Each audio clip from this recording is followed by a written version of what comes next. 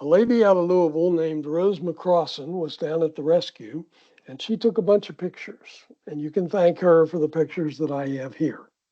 Um, on April 23rd was a Saturday of 1983. That's when we went in to P11 to do a survey. We were up in toward the dead meat section, lower levels of the cave up far in the north. We went all the way up the stream, past the big room, went up into Alligator Alley, so we were out of the main stream. When we went into the cave that morning, it was misting. And I literally mean misting rain. The forecast was for the rain to stop about 10 or 11 o'clock in the morning, the misty rain, and it was supposed to be sunny for the next 3 days. So we said, okay, even though it's raining a little bit, and we had been in this cave other times during summer months and it had rained while we were in the cave, and we never had any issue with the water coming up at the entrance. So we went into the cave, far back into the cave, around up over Alligator Alley, back down into the dead meat section, and we're doing survey and pushing, and I forget how many. I think we got 150 meters or 200 meters that day. It wasn't a lot, but it was in the dead meat section. You're laying in a pancake type room passage where you're laying in about 3-4 inches of water, and the ceiling is only the whole passage from floor to ceiling is 18 inches to 2 feet high. So it's a little crawlway room and hard to survey, but not impossible. We did fine. But we didn't notice any issues. And after we were in there for quite a while, probably 8 hours, screwing around, pushing holes and things like that, we went back through Alligator Alley and went back down into the main passage out of what we call three-corner hat dome. And the water in the main passage, which had been ankle deep when we went in, was up at our thighs. And, that was an uh-oh moment. And the water that came out of the three-corner hat dome, there's a little waterfall that's always sprinkling a little water. It was pouring water. We knew something was up. And so we said, well, let's go down and see if we can get out of here. And we hustled our way down as best we could, fast we could. And of course, when we got to the entrance, we got all the way to the end of, well, the brain dip was sumped up, obviously. So we said, well, let's try the ear dip. That's usually got 1.5 inches more space. Maybe it's got some air. We ran around the crawl around and came into the ear dip, and it was sumped. Now, I say sumped. The passage is 75 feet long. The low part is only about 25 feet in the middle, is where it's down, where you've only got 5.5 inches of airspace. And as you saw in the first picture, as you go into that passage and come out of it at the other end, it's rising up. The ceiling is rising up. So you could actually get into the ear dip from the back end, the bottom end, probably 15, 20 feet. Could we have swum out? Yeah, I could. I can swim length and a half of an Olympic pool underwater in one breath. Could I have swum out of that? Sure. Would I? Hell no. Because if you get turned around, you're dead. And so, and then what would you do? Leave the other 7 people in there? Well, Jack probably could have swum out too. No, we wouldn't even think of swimming out of there. So, and the experience we would have had was that the water's going to go down maybe overnight because it wasn't raining that hard. We didn't know that it wasn't raining lightly. It was pouring outside. They had 2 inches of rain in about an hour that afternoon, and it was raining actually for the next 12 days. So the entrance was sumped. We came back 3 weeks later, it was still sumped. And somewhere around 4 or 5 weeks later, finally the airspace got open again. So At any rate, when we came back that night, we couldn't get out. So we promptly said, well, we got to go wait. Now, we had two people that did not go in with us that knew we were in there, which is what you're supposed to do. And so we knew they would find that we weren't coming back that night to GSP. And they did, in fact, come the next morning and saw the water was much higher than they had ever seen it in the entrance pool. And so that's when they started making phone calls. And what we did was we retreated up to what is now called Survival City, about 1,800 feet from the entrance, up on that mezzanine, nice soft dirt.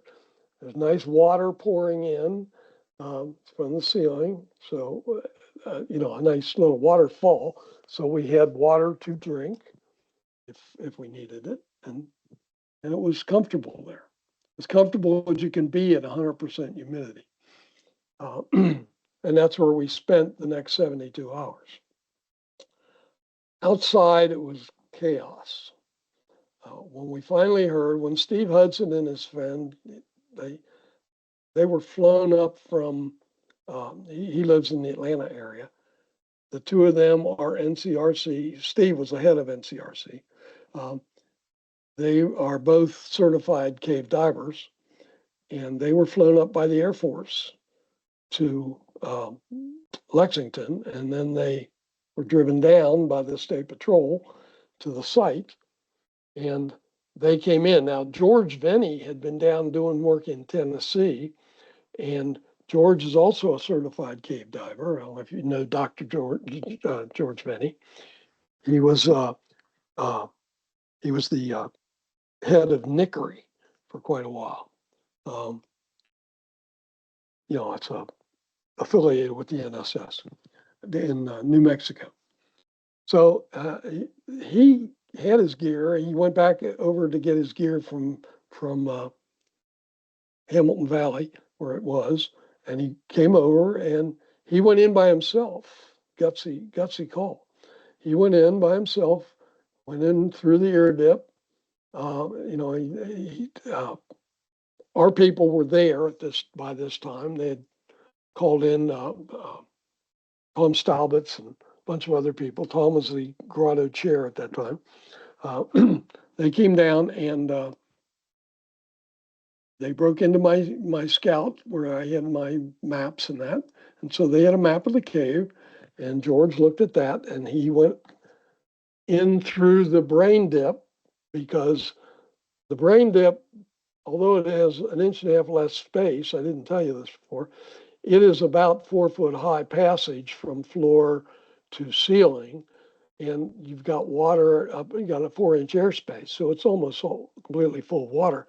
When you're in it, you are, you're floating basically, and you just can push your way through with your feet through the passage, and it's easy to negotiate. The brain dip is 12 feet wide or so, and so you're in this water, and you can just push yourself carefully through with your mouth up near the ceiling as you go through, and you spread out about 10 feet apart so you don't make waves. And that's the preferred way to go into the cave, even though it's got less airspace. The brain dip, on the other hand, only has about 18 inches to 2 feet of passage height. It's filled with sand, hard sand, and water. So you've got 1.5 inches more airspace, 5.5 inches, but you have to crawl like an alligator through the whole passage. And so it's more uncomfortable to go through that way, even though you got slightly more air. So everybody goes through the brain dip. It's just much easier to get in and out of the cave. And that's the way that George went in. And unfortunately, when he popped out of the brain dip, he saw that nice little passage to the right, which is actually the sandy crawl. And he went that way and crawled down, and he went into the lower end, the south end of the passage, the downstream part from the ear dip. He wound up at the end of the ear dip and was going around in those areas down there that don't go anywhere. He didn't know the cave, unfortunately. He was by himself. And he spent a long time in there looking for us. And he finally came out and said, I can't find anything in there. And he said, I don't find any people, I don't find anything. And it turned out later that they realized he had not gone upstream.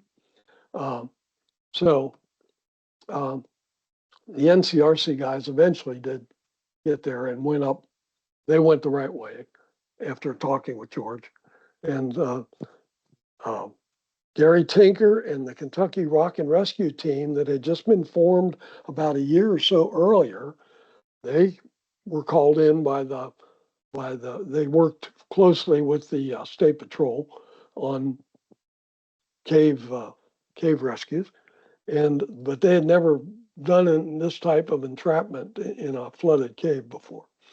And the Kentucky State Police were there, Mount Vernon Fire Department were there, and fortunately they called in the coal miners of the Lee Coal Company, who's headquartered down in London, Kentucky, and they were the real heroes of the. Well, I shouldn't say it that way. They were the ones who basically affected our rescue.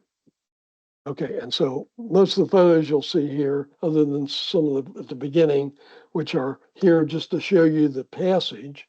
Oops, that didn't work. Here we go. Oh, that's not working either. There it is.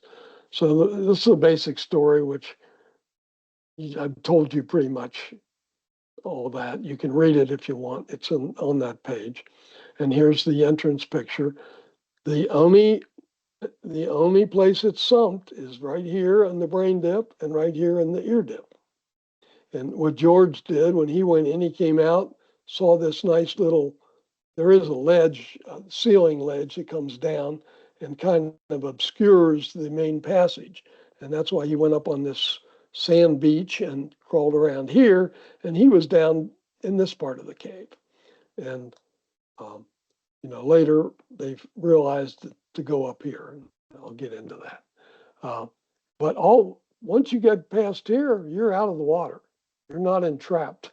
Well, you are because you can't get out to the entrance. But that's the way that's the way it looks.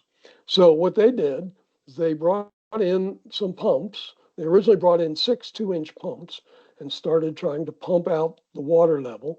The idea being if they could overcome the flow of water coming into that pool, then they could reestablish an airspace and we could all come out. After working over a day and a half, that wasn't moving the water at all. So they brought in 2 6-inch diesel pumps. And that eventually did overcome the flow of the water and drop it down enough to get 1.5 inches of airspace. And that's how we eventually got out. Okay, enough about that. Here, same thing. This is the way it looks. As I showed you the pictures, these are my pictures. And so during the entrapment, this never filled up. This got up about here where my cursor is, but that was enough to completely sump off both sides. And so it was completely sumped, but the water never got so high that it was rushing out the entrance, which the scary thing is, as A.L. Singleton had told us, there were times when they had prolonged heavy rainstorms that water did, in fact, rush out that entrance. And like I say, it's from the pool level up to the top of the entrance is probably 5 feet of elevation. So it filled up enough that would have completely filled this room and then overran the hill and gone into Crooked Creek. So water does impound this cave, pretty impressively. But during our entrapment, it never really got up here because people were going in and out of here trying to see if there was a airspace and all that kind of stuff. And at this point, my back would have been underwater at this point. So it had gone up good 6 or 8 inches, enough to completely sump it off, maybe more than that. Here are the 2 6-inch diesel pumps that were working, sitting on just outside the cave entrance, on top of the entrance. And like I said before, A.L. said he has seen this whole area flooded with water coming out of the cave, which is impressive to me. The other thing they did is they brought in a big backhoe. And that little spring that's down at the next, the end of the first cornfield, that little spring that is the resurgence, they thought they could dig that out. It's all solid rock. They they gave up on that after a while. But during the event, you had people from the state police, local firefighters, coal miners, and there were at least 100 cavers there, I was told. Right? They all came. When the word was out that we were stuck, people came to help. This is one of the diesel pumps. Some of the coal miners that were there, the 6 or more of those coal miners stayed there for 2 days and nights. They showed up we were there Saturday. They showed up on Sunday afternoon, and they were there until Tuesday. We came out about 11 o'clock Tuesday morning. All this is just some of the cavers that were there waiting for something to happen. Here is Tom Staubitz talking with the wives. That's Mark Rockland's wife, Jack Hisson's wife, with her back to you. I don't know who that young lady is. Uh, but he was there with some of the family members to, kind of keep them calm. Several of them were concerned, obviously, because they didn't know what was happening. We were fine. We were probably finer than the people who were outside. Remember, this is April. At night, it was getting down close to freezing every night. So, and they were camped outside the entrance. So they were probably a lot more uncomfortable than we were. I did write a note on Monday. We had put a cairn on in the dressing room there that I'd showed you before. We had built a cairn right at the water's edge of where the water was, so that we could track whether it was going up or going down. And we did slowly see it starting to move down, and the water was moving away from the cairn, and it was going down. So somewhere around noon on Monday, we decided, now Jacques Ramey and Jill Vetter had worn wetsuits into the cave and kept them on. More about that later. And so they decided to go with me, and I said, okay, we'll run down to the entrance, but just in case, we're going to write this note. Now, Jack Hisson, with foresight, had put a 5-gallon plastic bucket, like a paint bucket, in with supplies. And it included some paper and a marker and some extra carbide and some granola bars and a few other things that he had put in there. Just in case something like this happened, we'd have some supplies. So we got out a piece of paper and I wrote this little note out, nothing special, but it tells where we are. So took that with me. We went down to the entrance, the 3 of us, and as soon as we got anywhere near the entrance, we could hear those 2 big pumps pumping away and making lots of noise. So we knew where they were out there working to get us out. And what I found at the end of the brain dip, the north end of the brain dip, on that beach, was a 30 caliber ammo box that George Venny had left there. Now, I didn't know if he was still in the cave. So I didn't take that box. Turned out it was food that he was going to bring in to us, but I didn't want to take it because I thought it was maybe his equipment. So instead, I left this note sort of half under the box, up high and dry on the beach, the sandy beach, with the box to hold it from being blown away if there wasn't any air moving, but if it did, I didn't want it to blow away. And so that's where I left it. Well, the NCRC divers got there Monday night, and they went in and found the note. Well, outside by now, there were lots of reporters.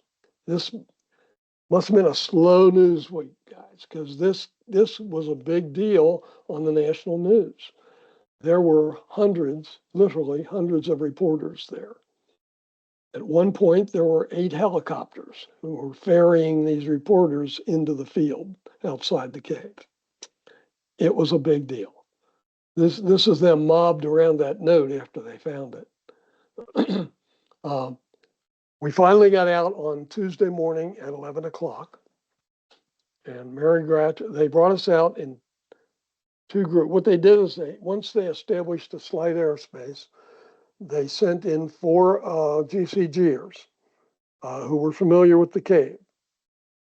And they sent them in and said they weren't sure what kind of condition we were in. Well, actually, that Monday night, Steve Hudson and his friend did come in. They went the right way. They went up the stream passage. As they came around the corner, they saw the green glow of the silo up on the side wall. They came along, and we were in a rest period, and all of a sudden we hear, "Hello up there," and we knew we were saved. So they came up and they talked to us and told us about the menagerie of things that were going on outside. And the first thing Steve said to me was, "Where do you want the hole drilled?" And I said, "What are you talking about?" He says, "Yeah." He says, "One of the things they're considering is going up on the hill and drilling a hole into the cave so that you can go out without having to go through, because only 2 of us were divers. The other 6 were not even open water divers. And the 2 that were divers uh, were not cave divers. They were not cave certified. And so they didn't want to do that. They felt that was too risky because the dive was a blind dive. There was enough water coming down and silt that they couldn't see very well in the water. So they continued to pump it down. And so he brought in some food, and that was good. We got MREs and crackers and stuff like that. And we didn't have much to eat. We had some food that we had shared, but with each other, but it wasn't a lot of food, especially after 2 days. So it was a nice little feast that Monday night. And then Tuesday morning, when they finally got the airspace open, that's when they sent in the 4 people. So Steve knew we were okay, but they still wanted to send, we've been laying there for 2 days. They weren't sure how well we could walk and that. And they sent in four people, and they came in, and those 4 said, "Okay, we're going to take 4 people out with us." So one per person. Once they got them out, they sent 4 more people in, weren't the same 4, and they came in and came out. Dennis Green came in that second group, and and I said, "Okay, give me a minute, Dennis. I want to clean up some of the junk we had laying around." He said, "Gary, we got to go. We got to go now." And I could tell from his voice that he was very serious. And so I said, "Okay," out we went. When we got out, they immediately shut off the pumps, and they said the bearings on one of those pumps was going out, and we weren't sure how long it was going to last. And so that was the urgency to get us out. So all worked well. Everything was fine. Barry and Jill Vetter were in the first group, and I forget I think Jack was in that group, and one other person was in that group. But Jill and Jacques Gramey both stayed in their wetsuit the whole 72 hours. When they came out, they had one hell of a skin rash.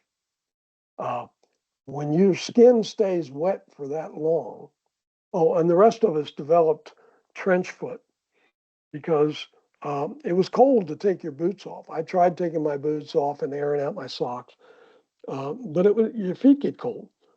And so you put them back on, and having your feet wet for 72 hours, you develop what's called trench foot. And for months, literally months afterwards, the skin on my feet stung.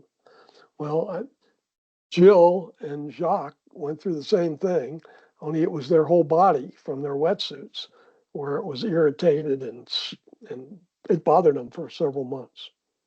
So wearing a wetsuit into the cave it's not a good idea. And you really don't need it for P11. Like I said, it's only that entrance. And if you take your clothes in with you, you can change into dry clothes once you're in there. So Jeff Gardner was with the second group, as was John Wisher. And I came out with that group too. I was the last one to come out. And then the 8 of us changed clothes and got something to eat, some soup and some things. And the fire department spent over $500 buying chicken dinners and stuff to bring to the rescuers because, well, you know where we're talking about, at least those of you familiar with that area. You're 10 miles out of Mount Vernon. It's pretty remote. Most of the chicken dinners got eaten up by the reporters, so I was told. So at any rate, we stayed around. We helped clean up the mess that was around. We felt very badly. I still do to this day. Putting all those people to all that trouble, that's something you're not proud of. But that's the way it was. And there's the 8 of us. It's Mark Rockland. And who we got there? It's John Wisher. It's John Wisher. There is Jock Ramey, Joe Vetter, Jeff Gardner, Jack Hissong, me, and Mary Gratch. That's the group. And like I said, you can read this stuff if you want. Afterwards, Jack and I came back the next weekend. Jack went out and had some plaques made. A big thank you plaque made for the Lee Coal Company to put in their lobby, thanking them from the grotto, thanking them for assisting in our rescue. And then he also had individual plaques made. We'd gotten the names of the miners who stayed there for the whole 2 days, and they each got an individual plaque from us. And we also raised some money, about $500, to help reimburse the local fire department, who could ill afford that kind of money for something like this. So we tried to rectify as much as we could. We couldn't take back all the time they spent, but And Wayne King, I talked to Wayne afterwards. He owned the property. It's had several owners over the years. He lived up in Hamilton, but he owned that property, and he had it sharecropped by somebody else. They planted corn, etc. But he asked us to put a gate on the cave because he was afraid that other people would hear about it. After this thing was spread across the national news, he was afraid people would flock to it and they would get in trouble if they weren't cavers. It was okay for us to go in, but he didn't want anybody else getting stuck. And we were damn sure that we weren't going to get stuck again because we don't go in there from November through June. Recommend nobody go in that cave for just this reason. It's a strange happenstance that this would get sumped closed, but you don't want to be in there when it does. And so we stay out of there, and we ask other people to do so. But we put the gate on it, and some people from Lexington, I was told, were coming down, and they wanted to get in the cave, and they eventually sawed. We had built the gate out of rebar, 1-inch rebar, which if you've ever tried to cut rebar with a hacksaw, it's almost impossible. But we ran out of rebar, and so we had some 2-inch angle iron in the gate and in the door part of the gate. And they were able to saw through that. And that's the way it stands today, because Wayne King sold the property a year or two later, and the new owners didn't give a damn. And so we never repaired the gate. It's there. The gate is open, so people can go in and out of the cave. But that was it. We learned a lot, obviously.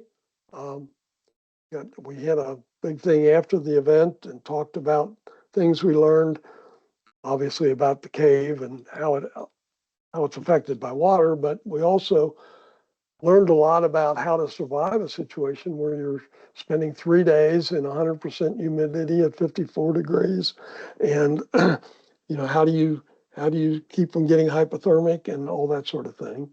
And we've got actually a video of that presentation we made at the grotto. And maybe I'll have it for a grotto meeting sometime. It was, one of our grotto projects, programs. Okay, that's it. If you go to Yep. the, get back to where I was. Is it here? No, that's not it. Sorry. I thought it was up. Oh, here it is. You all see that? We're seeing your question slide right now. Oh, really? Well, I thought I got it. I'm trying to put up the slide that shows you how to get to the survey library. Ah, okay. I will upload that to the event on Facebook. That way Oh, I everybody know. has access to that. I wonder if you hit share for the individual document and maybe not your whole screen. Yeah, Maybe that's what I have to do. Yeah, I have to go okay. back to the Teams, back to here. I've got to stop sharing and then share it and go to window and then go to the library. And there you should see it now, right? Thank you. Yep, we've got it. And so that everybody uses that login. It's just so it's not on the open web. You can share it with anybody you want to, but please don't post it on Facebook or something where we can get a lot of people putting it out Gotcha. there. Okay, Just then I just won't. let cavers Yeah. that would be interested in this know. And it Mhm. has the history document, which is something I put together for Gary Odell because he was going to put it in a book. And it is a compilation of all the trip reports. I kind of pulled them all together from all the survey trips, about what went on, what they were, and the various things we found each survey day. And I chained them together and I went through and edited them so it flows right and took out all the bad grammar and things like that. So if you want to read the history of the survey, it's lengthy, but somebody might be interested. I don't know. But it's there along with these two slideshows. So that's it. Awesome. That's Thank all I you. got. Thank you, Gary. Does anybody have any questions for Gary? Gary, thank you for that presentation, by the way. What were some of, internally in the cave while you guys were there? What was kind of the mood of the group? What was going through your guys' minds? I guess just during that time. Sure. No, that's a fair question. Obviously we were concerned when it first got sumped in. I felt very badly. I was not in fear for my life at that point because I knew that whole cave was not going to flood. I knew we had a lot of high and dry passage that we could spend all kind of time in. But obviously being stuck in a cave for God knows how long, and we didn't know how long, though I did suspect it was probably going to be overnight. My concern was that Jill Vetter, this was her third cave trip, and Jacques Remy had just joined the grotto, and he was a rock climber, and he was an outdoors person, and he was uh, a little more advanced than Jill was, uh, but he was still a new caver. The other more so than him was Jeff Gardner. This was only his third or fourth cave trip. And I was concerned about that. And they were concerned when they realized we were down at the entrance, all 8 of us the first day. We're at the entrance and realized, I said, sorry guys, we're not getting out of here. It's sumped. And I could see on their faces, they were very concerned. We're going to be stuck in this cave. And so, but I told them, you've just come out of this big cave. You're not going to drown, so don't worry about that. But this is not a good situation. by any means, but we're not in immediate danger. So we went back up and we got settled in on the mezzanine. Uh, and we were all wet at that point from going through all those pools of water. And we took off our caving coveralls and things like that. And in pairs, we twisted them to get as much water out of our outer clothes as we could. Any of our clothes that we wanted to, and then put them back on, and they pretty much dried. They were still damp the whole 3 days, but they were pretty dry from your body heat. Your body heat evaporates a lot of the water as fast as it can at 100% humidity, which is what it is in a cave, especially one that's flooded. Um, so, um, but then once we settled in, everybody's spirits rose quite a bit. We put together all of the supplies that we had, including what was in the bucket that Jack had placed in there ahead of time, and took stock of all our food. And we said, okay, we're going to start rationing from here on. We don't know how long we're going to be in here. So we did, but you don't get that hungry after a day or two. By the end of the second day, you're starting to get some hunger pangs, but you're not starving to death or anything. And we had plenty of water, drinking water. And with the extra carbide we had, other than Mary, I think everybody was carbide caver, except Mary and Jill may have also had electric light. So, but we had extra carbide, and I normally carried an 8-ounce baby bottle full of carbide. I had enough carbide that with intermittent use of my carbide lamp, I had enough to last for days, a week probably.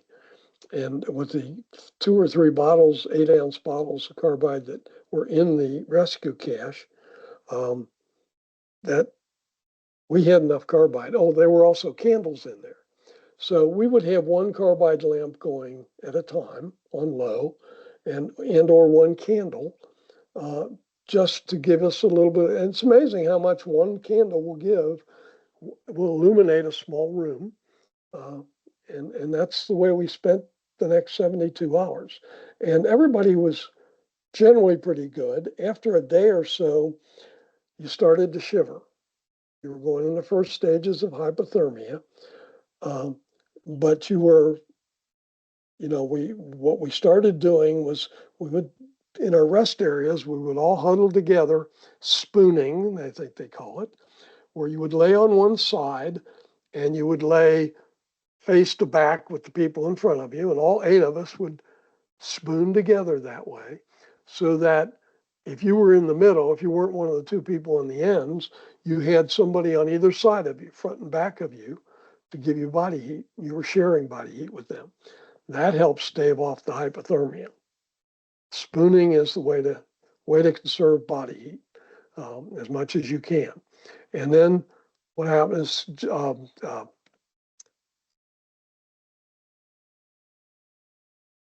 Jill, Jeff Garner had a watch on. He was wearing a watch, a digital watch, and he had it beeping every half hour. It's just the way he had it set. And so every half hour, the thing would give a beep out. Well, that's about as much time as you can lay in the what was originally soft mud gets packed down very quickly because it is slightly damp, and it becomes hard mud. And so you can only stand to lay on one side for too long. So when the beep would go off, we'd all say flip, and we would all, the person on one end would flip over to this other side, and then the other people would all flip, and you'd be spooned together again, but all laying on your left side instead of your right. And you would do that every half hour, basically. And unless you were asleep, normally you napped is what you did. And you napped on and off the whole time. And when you started to get really cold, we had garbage bags. We had lots of garbage bags. There were plenty of them in the cache. Most of us carried 2 garbage bags in our helmets. Make a Palmer furnace. You'd either use a candle. If you really got cold, you would put the 2 garbage bags on in the rescue fashion and hold your carbide lamp You would sit down in a squat position and hold the carbide lamp down between your legs. Make sure you keep the garbage bag from burning up. And the heat rises up out of that carbide lamp or candle and keeps your whole trunk of your body warm. It is amazing how well that works.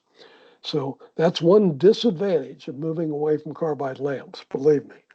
I really love my carbide lamp. But an electric lamp, you can carry candles or whatever.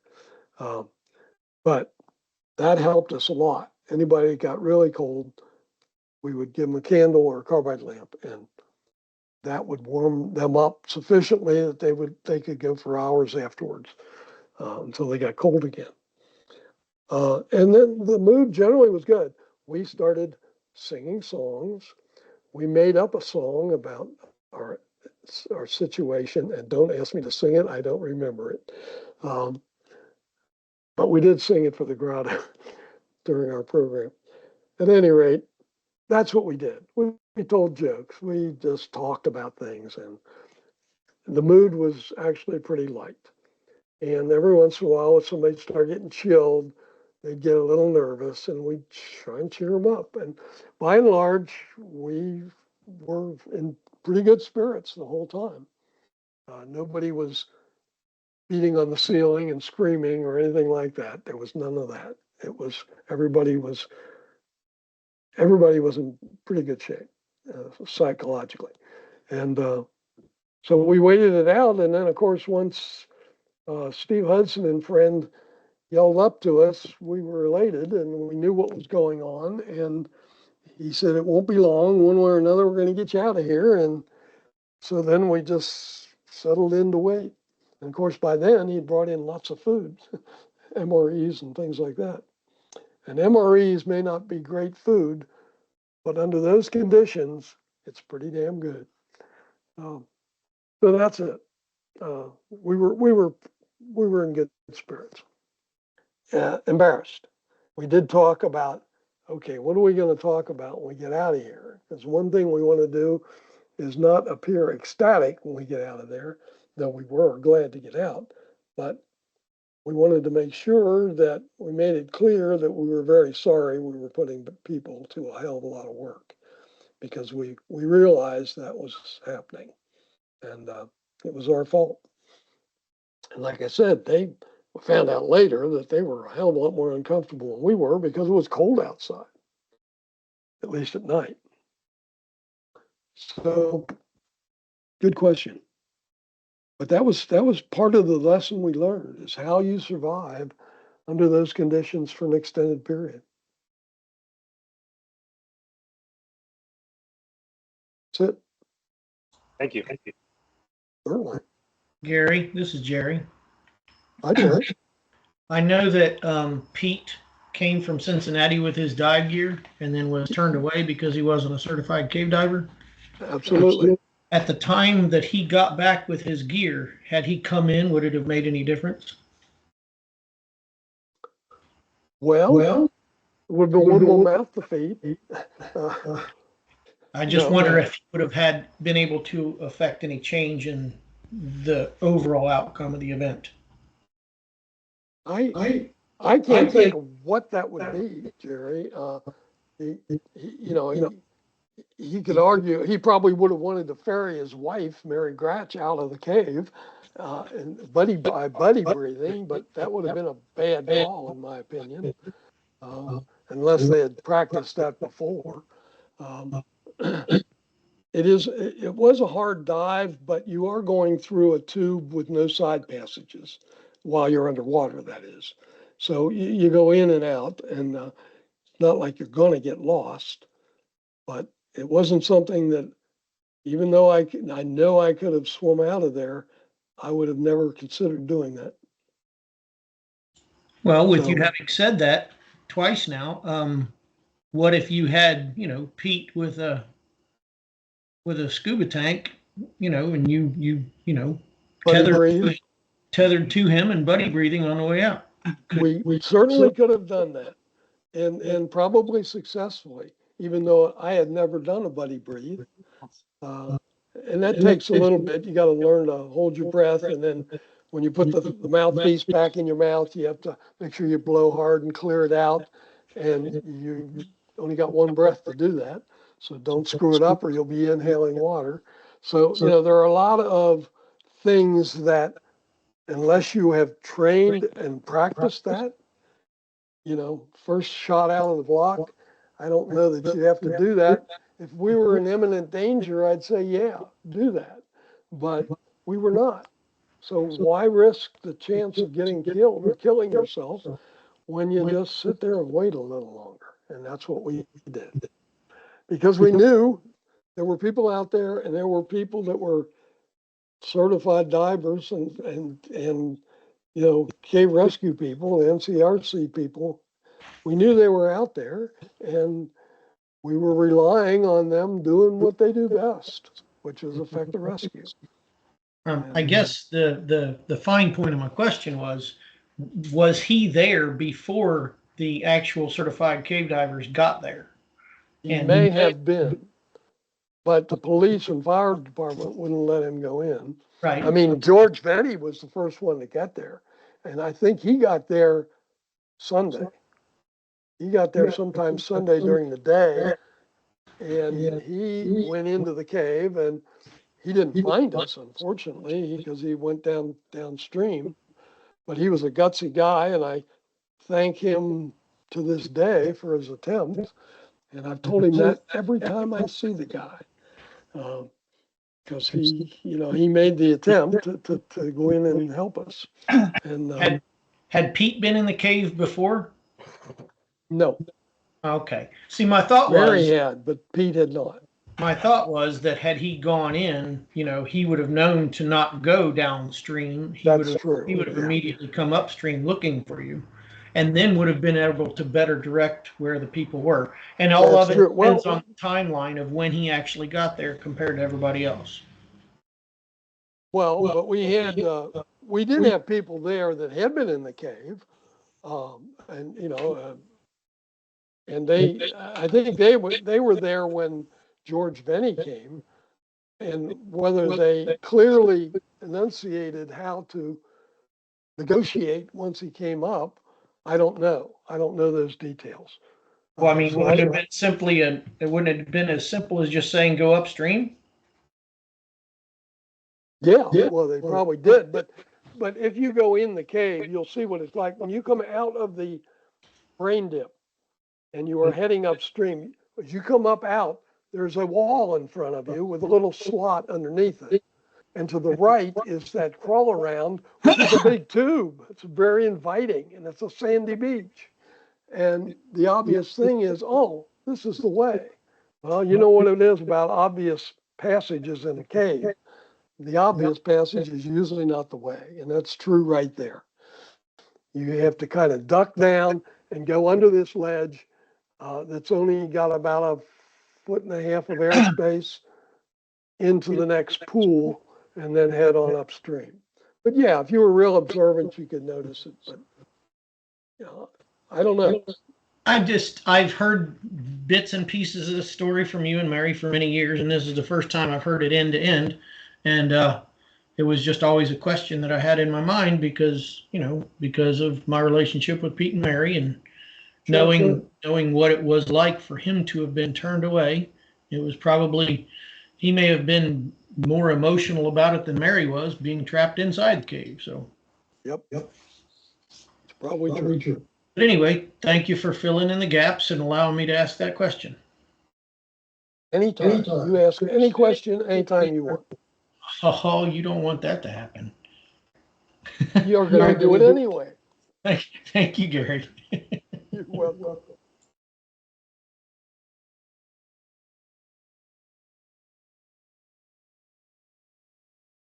Okay, well, that's all I got.